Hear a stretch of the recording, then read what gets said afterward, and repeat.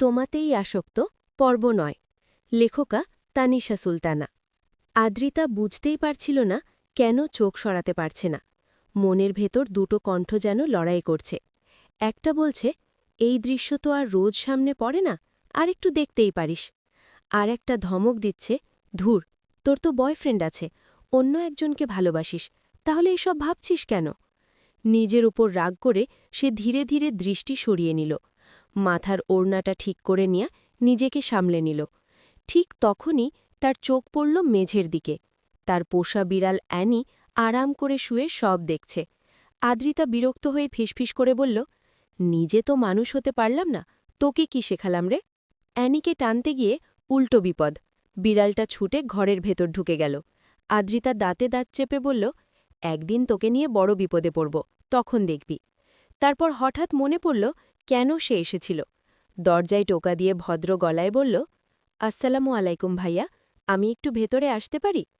ভেতর থেকে শান্ত কিন্তু গম্ভীর উত্তর এলো, এতক্ষণ দরজার আড়াল থেকে তাকাচ্ছিলে, তখন অনুমতি লাগেনি? আদ্রিতা থমকে গেল। মনে মনে ভাবল, সে বুঝল কি করে? তবুও নির্দোষ মুখ করে ঢুকে পড়ে বলল, আমি তো শুধু আপনার হাতে ব্যান্ডেজ আছে কিনা দেখছিলাম, আর কিছু না। আবরার কিছু না বলে নিজের জামা পরে নিল।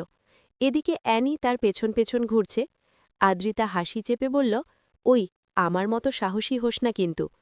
হঠাৎ সামনে তাকিয়ে দেখে আবরার একদম কাছে দাঁড়িয়ে। সে তাড়াতাড়ি বলল, আচ্ছা, আমি তাহলে যাই, অনেক রাত হয়েছে। আবরার গম্ভীর স্বরে বলল, আমার থেকে একটু দূরে থাকবেন, সামনে আসার দরকার নেই। আদ্রিতার সঙ্গে সঙ্গে পাল্টা জবাব দিল, আমারও আপনার সামনে আসার শখ নেই, মানবতার খাতিরে এসেছিলাম। এই বলে সে বেরিয়ে গেল। অ্যানিও তার পেছনে পেছনে ছুটল। আবরার কিছুক্ষণ চুপ করে দাঁড়িয়ে রইল। ঠোঁটের কোণে হালকা একটা হাসি এসে মিলিয়ে গেল। অন্যদিকে আতিয়া বেগম সারা দিনেও ছেলের সাথে ঠিক করে কথা বলতে পারেননি। সকালে কফি নিয়ে গিয়ে দেখেন ছেলে নেই। মন খারাপ করে রান্নাঘরে চলে গেলেন। ড্রয়িং রুমে অহনা তার বাচ্চাকে কোলে নিয়ে বসে আছে। দুজনের হাসি খুশি দৃশ্যটা দেখে আদ্রিতা থেমে গেল। তার নিজের জীবনে কষ্ট কম নয়। ১৩ বছর বয়সে মাকে হারিয়েছে। তারপরই শুনেছে বাবার দ্বিতীয় বিয়ের কথা। সেদিন থেকেই আতিয়া বেগমই তার আশ্রয়। মায়ের মতো আগলে রেখেছেন, কিছুতেই অভাব হতে দেননি।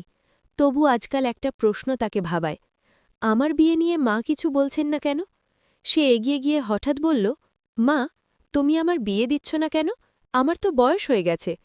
ঠিক তখনই দরজা খুলে আবরার আর সিয়াম ঢুকল, আর তারা পুরো কথাটা শুনে ফেলল।